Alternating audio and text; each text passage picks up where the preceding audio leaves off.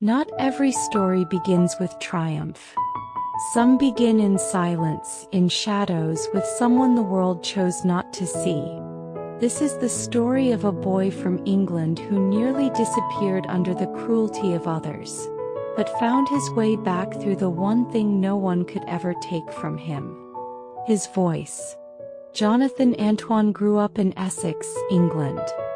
From a young age he was a gentle, shy child and an easy target. He was bullied for being overweight. Whispers followed him down the hallways. Laughter echoed behind his back. And every morning the walk to school felt heavier than the day before. In October 2011, just months before he would step onto the Britain's Got Talent stage, Jonathan suffered a nervous breakdown. He was 17 years old, weighed 280 pounds, and the relentless teasing had become unbearable. He left school later telling reporters, "People would be nasty about my weight and say nasty words. I've never felt right at school ever since I was quite small." Anxiety grew. Sadness settled in. And Jonathan slowly disappeared into himself. But in all that darkness, one thing never left him: the music. Jonathan trained as a classical tenor through the Royal Academy of Music program. His teachers at West Hatch High School in Chigwell recognized something extraordinary in his voice. They paired him with a 16-year-old pop singer named Charlotte Giaconelli. Together they learned to sing The Prayer, originally performed by Andrea Bocelli and Celine Dion. When Jonathan sang, the noise of the world faded. Fear loosened its grip. The bullying, the shame, the loneliness, all of it drifted to the edges of his mind. Music became the one place he could finally breathe. In March 2012, just months after his breakdown, Jonathan stepped onto the stage of Britain's Got Talent alongside Charlotte. The audience saw a nervous, timid boy wearing a brown Jimi Hendrix t-shirt and baggy jeans. The judges saw the same. Even Simon Cowell muttered, "Just when you thought it couldn't get any worse," before Jonathan sang a single note. But then the music began. His voice rose, rich, powerful, impossible to ignore. Within seconds, the judges' expressions changed. The audience leaned forward, and shock swept through the entire theater. David Walliams said, "A pop voice and an opera voice together, it was incredible." Simon Cowell breathed, "Oh my God," and later compared Jonathan to Luciano Pavarotti. The audience stood in a full standing ovation. It was the moment Jonathan's life turned. The audition went viral. Within days, millions around the world watched the video. People said, "The bullied boy who found his strength.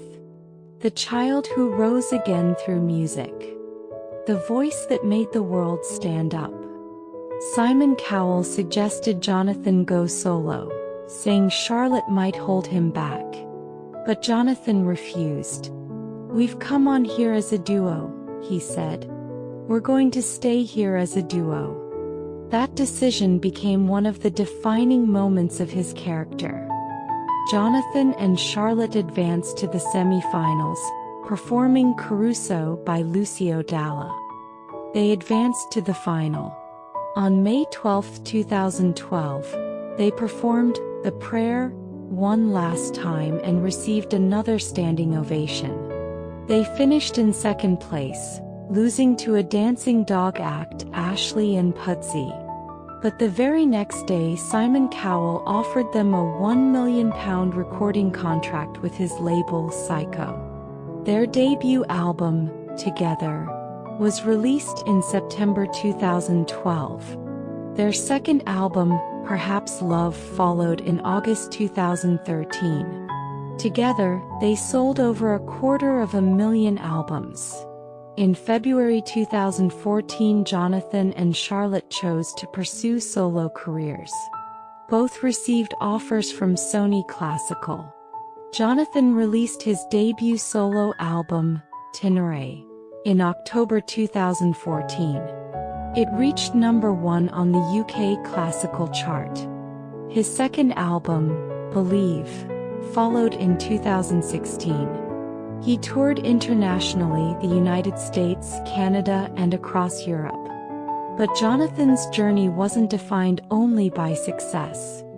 Throughout his career, he struggled with anxiety and panic attacks. For years, he didn't understand why the world felt so overwhelming.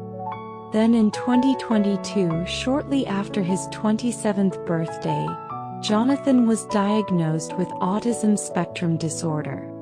On Autism Awareness Day, he shared, "I got my diagnosis in 2022, not long after my 27th birthday, and for a short while fell into it like a daydream." The recontextualization of a life already lived is a scary thing to reckon with, but those things done are already set. There is no going back from here. The diagnosis helped Jonathan understand himself, the sensory overload, the social exhaustion, the reason music had always felt like home. It all finally made sense. Around the same time, Jonathan began focusing on his physical health. He lost more than 70 pounds through Weight Watchers, walking 10,000 steps a day, and learning to care for himself in ways he never had before. "I feel stronger and healthier than I have in 10 years, he said. "I never felt pressure to lose weight from people in the music industry, but I wanted to do it for myself." Today, Jonathan continues to perform and record.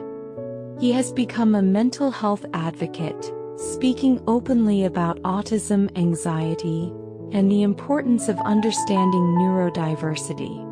He also co-authored a children's book, Jonathan the Porcupine, sharing his experience with bullying to help kids who feel alone.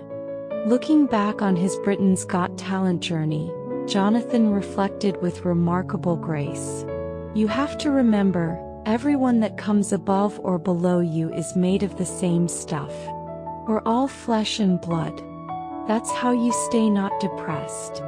This story reminds us of something simple, yet easy to forget. A deep wound does not erase potential. A dark season does not erase a future. Sometimes the strength that saves us is already living inside us, quiet, unseen, waiting for the moment we finally let it speak. Just as Jonathan Antoine did, with a voice that lifted him back into the light.